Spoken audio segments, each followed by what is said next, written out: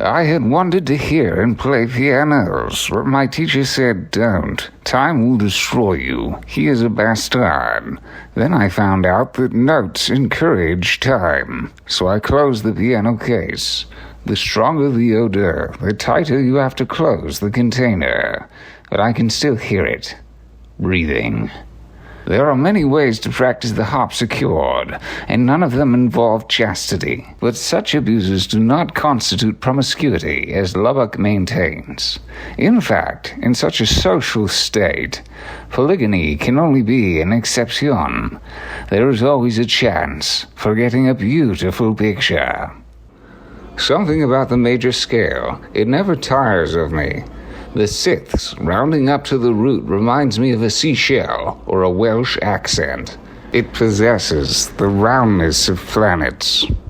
Time does not know where to hold it. Magalov was the first pianist I ever heard in public.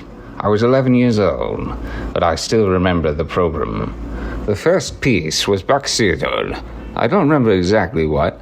Then Beethoven's 109th, Schumann's Carnaval, Debussy's Estampes, and so on. After the concert, my teacher at the time, G. Moroni, who had met Magalov, as I seem to remember, through Massimo Ananiditov, the great cellist, took me into the dressing room to greet the pianist.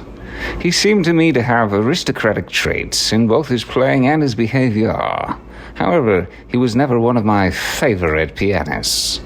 Later, I had the opportunity to hear Magalov live at least a few times, and I was always disappointed. It seemed to me that his fame was superior to his actual value. I confess that in recent times I've overcome that old prejudice and have begun to appreciate Magalov.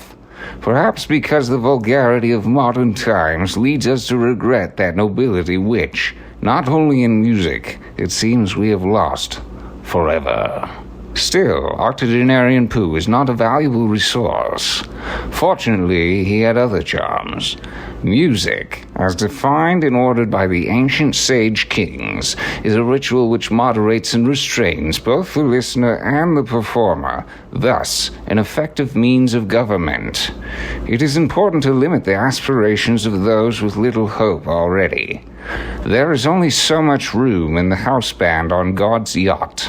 This game of life is diabolical in the amount of red herrings, dead ends, and unwinnable states it leads you into. Even if you figure out where to go, each scenario has dozens of actions which lower your spiritual barometer, which will prevent you from getting the good ending. But that is by design. It makes solving the puzzles feel truly earned, not to mention that each character finds some form of redemption in their victory against the computer that is slowly torturing them. I love this game.